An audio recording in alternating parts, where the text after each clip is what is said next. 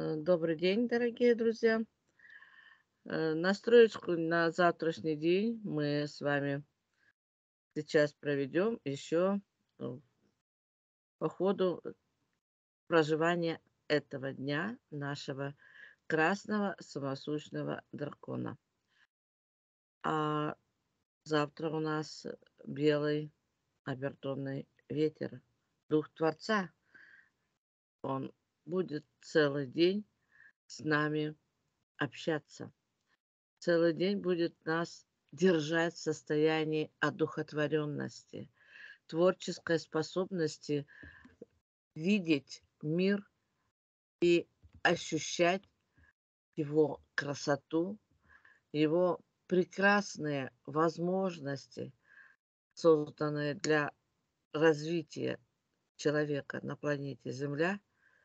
И мы знаем, что это самый лучший источник вдохновения, когда человек в духе, в творческом порыве, когда у него все ладится, ему хочется творить, ему хочется воодушевлять свое творение, наполнять своей любовью, страстью, радостью, добром, благожеланием.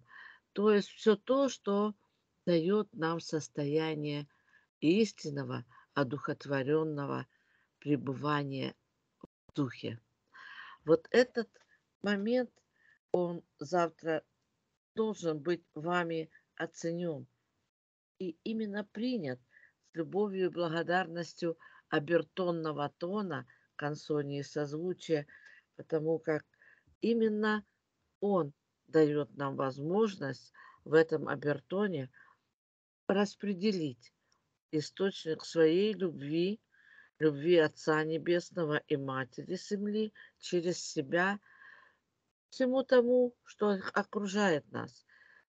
Чем мы истинно и искренне хотим поделиться своей любовью, своим творческим видением искусства, изобразить, донести до своего сознания, до сознания окружающих людей, практически всего человечества. Что такое вообще жизнь и для чего она дана нам? Для чего даны нам эти все серьезные источники развития, испытаний, уроков? И мы этими пройденными этапами познания себя в этом мире, в этой жизни, здесь и сейчас, конечно, искренне хотим, чтобы у нас получилось быть тем творческим инструментом в руках Творца, на который он рассчитывал. Ведь он творит через каждого из нас свои идеи, свои видения, свои желания, свои возможности, даруя их через нас миру, даруя их Матушке Земле и даруя всему тому, что Он сотворил. Во имя чего Он это делает? Опять-таки, чтобы мы научились в этом обертонном тоне относиться ко всему сущему, как к самому себе. Ведь это уникальное творение Создателя. А мы-то создатели, мы сотворцы, создатели.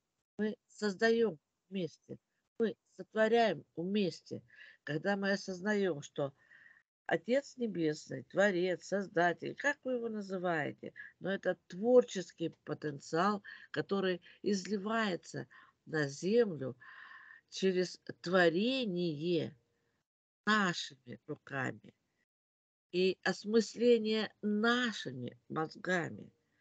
И, естественно, воодушевленные мы можем этому дать что?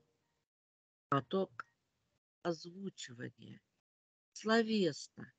Смотрите, какие мы творим чудеса, сочиняя стихотворения, целые поэмы, целые э, тома, сочинения сказок в прекрасных словесных изречениях, прекрасные э, произведения, которые потом перекладываются на фильмы, сказки, и мы тоже это считаем творением, искусством Творца, Создателя. Ведь все, что мы с вами имеем возможность вдохновить, дать ему источник жизни, мы знаем, что есть возможность проявить свой творческий потенциал практически у каждого. Но не каждый его использует. Не каждый понимает, что он может что-то сотворить. И он практически должен, обязан что-то сотворить, потому что на него надеется сам Творец, сам Создатель. А мы что вместо того создаем? Страх, сомнения, колебания, лень нас одолевает, да, и еще какие-то отговорки. Но нам очень хочется узнать свой потенциал многим уже сейчас. И многие это делают именно для того, чтобы исполнить свою заветную мечту, воодушевить и вдохновить те свои идеи, те свои планы, все, что в мыслях созревает, все, что идет на пользу чему? Всему человечеству. Ведь если на просмотр каких-то спектаклей, фильмов, концертов творческих, соревнований спортивных, да, собирается масса людей, болельщиков, фанатов. Это же уже о чем-то говорит. Так вот, творить, создавать и вдохновлять каждую свою творческую мысль, творческий замысел, творческую идею, творческий проект. Это же все в нашей силе. И единственное, надо помнить, что надо быть благодарным Творцу за это вдохновение, за принятие этого вдохновения и использование этого вдохновения пользой для себя и для других. Тогда вы ощутите, насколько это вам полезно, насколько оно вас поддерживает, насколько оно дает вам еще больше потенциал ваших творческих способностей, и насколько больше вы еще вдохновляетесь и одухотворяетесь на то, чтобы что-то сотворить, чему-то еще отдать свои творческие способности, таланты и возможности. Опять-таки помня, что это не совсем ваше, что это прибытие в вас или присутствие в каждом из нас Творца, мы сотворяем вместе то, что Он хочет вдохновить, воодушевить и дать этому возможность быть, пребывать, жить, в конце концов, на планете Земля. И как можно дольше. А некоторые моменты, некоторые творения вообще бесконечно, бессмертно. И мы это тоже имеем много примеров в нашей жизни, в наших исторических моментах. И быть мы должны опять-таки благодарны тем э, творцам, сотворцам, кто приложил к этому усилия, приложил свой талант, руки, опыт, знания и сотворил что-то уникальное для того, чтобы это служило людям много-много лет и передавалась историческая такая память, которая требует или вызывает вдохновение, очередной поток вдохновения уже у нового поколения, восхищение и желание познать опыт, как это было сотворено, при помощи чего, каких инструментов, каких знаний, и какое должно быть вдохновение и видение соорудить, например, ту же Эйфелеву башню, да, какие дворцы прекрасные мы с вами видим, э, путешествуя по миру, какие пирамиды, да, в Египте. Сколько всего интересного хранит историческая память нашей матушки Земли. И она же для чего-то хранит, она к чему-то опять-таки призывает, вдохновляет. И нам очень хочется что? Повторить этот опыт. Повторить именно для того, чтобы его, ну, будем говорить, не только сохранить вот эту ценность историческую, но, может быть, даже еще привнести что-то свое, какую-то реконструкцию, какое-то преобразование. То есть вложить свою энергию, свою любовь, свой творческий потенциал и свое видение. Вот это один из творческих источников вдохновения, который завтра может посетить любого из нас, может быть, и не один раз за целый день, и напомнит о наших способностях, возможностях и талантах. И если у кого-то есть подозрение, что у него был или даже уже и был в самом деле в этой жизни какой-то творческий порыв, какие-то творческие идеи, но они почему-то застопорились, то надо покопаться и разобраться, что же мешает и с чем это связано. Конечно, мы э, можем с вами и хотим, делаем это, проработаем причины, которые на завтрашний день могут быть доступны для нашего осознания и для нашего с вами исправления, э, извлече- извлечения очередного опыта и усвоения очередных уроков. Наташа, я от тебя опять жду книжку и страничку. Книга первая Мгм. и 61 страница. Очень хорошо. 1,61. 6.1. Ой, прям сразу открыла. Итак, у нас единение противоположностей. Книги Элизабет Хейдж «Посвящение». Одна из глав рассказывает о том, как кандидаты, посвященные, отрабатывали 12 рядов двойных характеристик, чтобы добиться способности божественного единения противоположностей. Для современного человека таких противоположностей, которые следует отработать, может быть намного больше. Часть из них приведена в списке сладких парочек.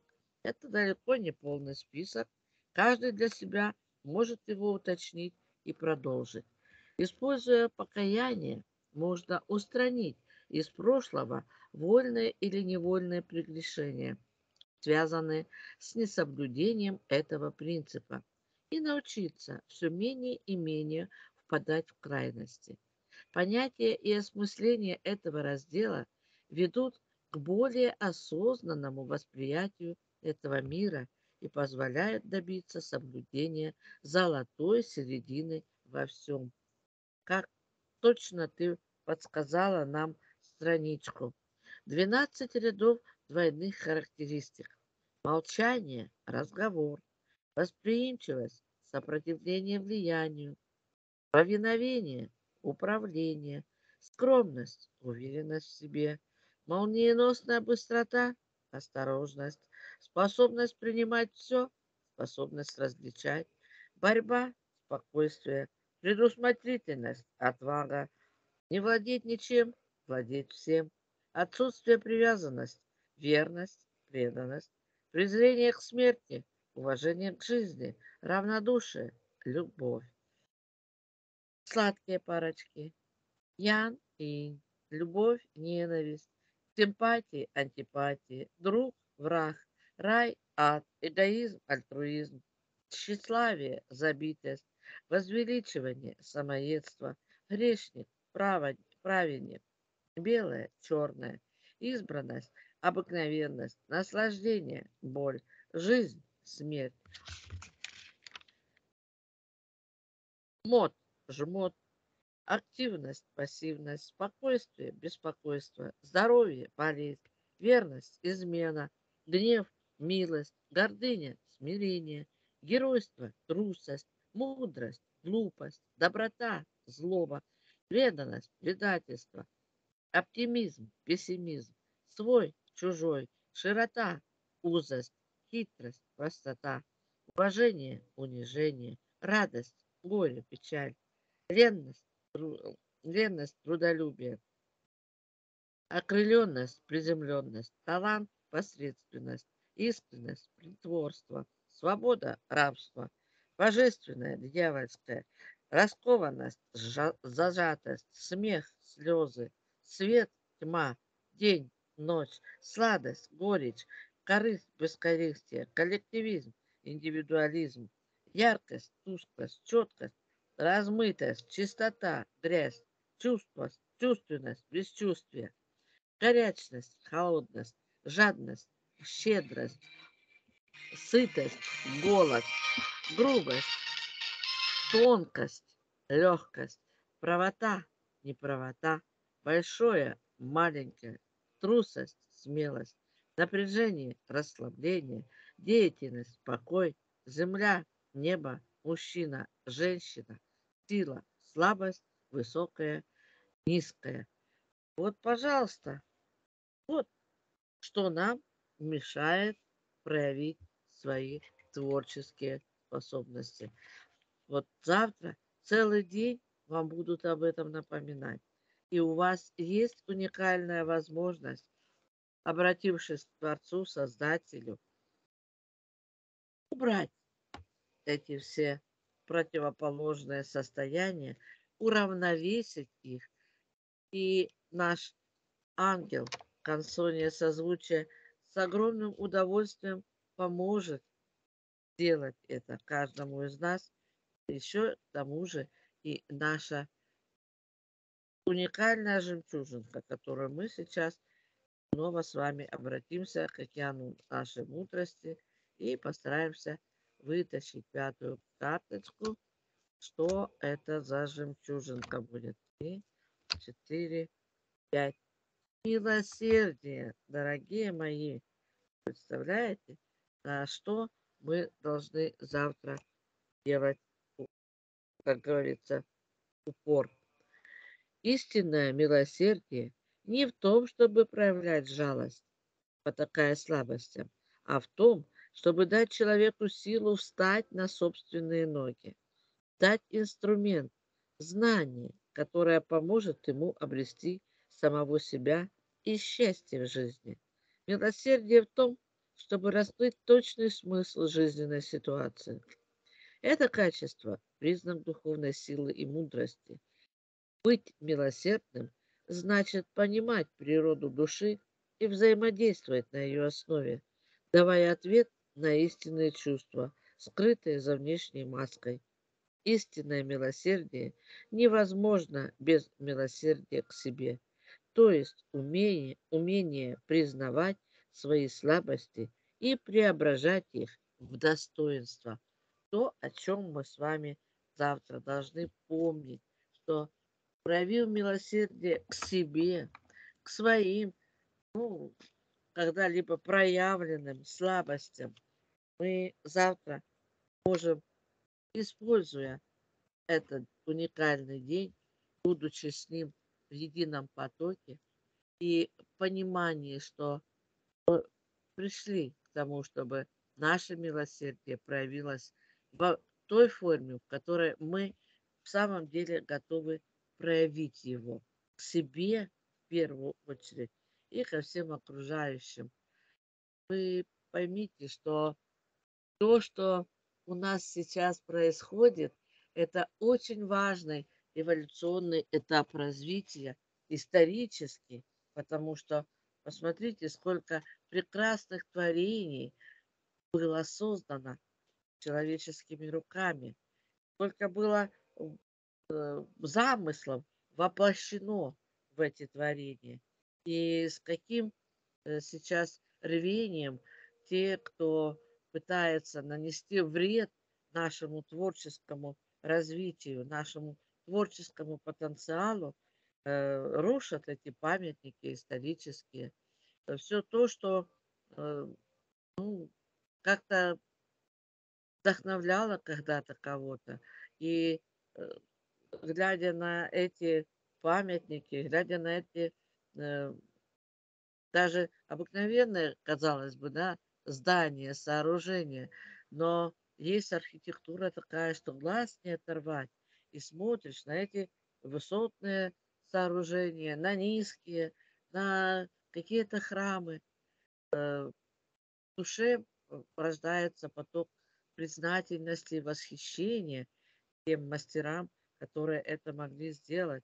И памятники исторические, и военные памятники, и нашим поэтам, нашим творческим людям, музыкантам, архитекторам, э, тем, кто исторически оставил какой-то след и запечатление его, те же человеческие руки, человеческий замысел воплотил это, чтобы передать образ для того, чтобы напомнить об этом человеке, о его заслугах, или просто сделать такое строение, которое всю эпоху проявило в себе, да, как строили, как создавали и как давали возможность проявить тот или иной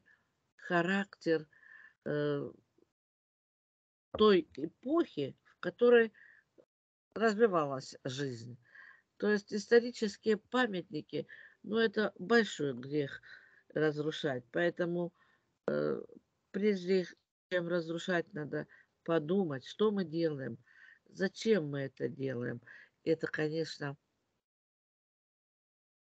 серьезный урок, серьезная э, возможность задуматься над этим процессом и осознать, к чему же ведут вот эти все, будем говорить, якобы героические поступки. На данный момент у нас завтра надеемся и верим, что наше милосердие проявится, и многие, кто совершал эти поступки, будет искренне сожалеть, и, может быть, даже у кого-то и проснется желание восстановить что-то своими руками, своим творческим потенциалом, своими средствами, дабы войти в историю совсем с другим, как говорится, намерением сохранить этот исторический памятник или архитектуру, ну и другие произведения, которые можно вновь восстановить, как восстанавливают, да, художественные картины, реставрацию проходят. Кропотливый труд, очень серьезный труд, но он возможен, и его применяют. И поэтому мы нашу Меркаба заполняем именно потоком милосердия к себе и ко всем существам, живущим на планете Земля, именно проявить в себе это милосердие к своим творческим, одухотворенным талантам, способностям, возможностям, замыслам, идеям, проектам, всему тому, что человечество в силе сделать здесь и сейчас, проявив свое усердие и милосердие, благоразумие и верность своей истинной жизненной позиции нести добро, творить добро. И в добре развиваясь, добром делясь, возвращаешь его себе с любовью и благодарностью за осознание тех или иных своих вольных, невольных прегрешений в этой жизни и во всех предыдущих жизнях. Вот равные скорости. Код 3421. Код 0,9 скорости света. Мы в активированной Меркаба отслеживаем, как наполняется она очередной порцией нашего потока света и любви, наполненного еще и жемчужиной милосердия, которое мы проявляем ко всему, что хотим вновь ощутить как самое благое, одухотворенное состояние для проживания этого состояния качественно, глубинно, осознанно и с просветлением, с осознанием того, что оно в самом деле для нас означает во имя высшего блага на земле, во имя эволюции Земли и землян, и во имя Отца, Матери, Сына, Дочери и Святого Духа. Да будет так. Вот равные скорости. Код 3421. Код 0,9 скорости света. Настраивайтесь, мои дорогие, входите в это состояние. Принимайте от каждого дня именно те источники энергии и те вибрации, которые помогают нам идти по этим ступеням эволюционного развития и накапливать очередной опыт, более осознанный, более творческий, одухотворенный, вдохновленный для передачи своим потомкам. И да будет так. Всем приятного прослушивания настройки и мудрого применения своей жизненной позиции на завтрашний день белого обертонного ветра. И до встречи в завтрашнем дне для следующей настройки. Ваша Леонид с любовью.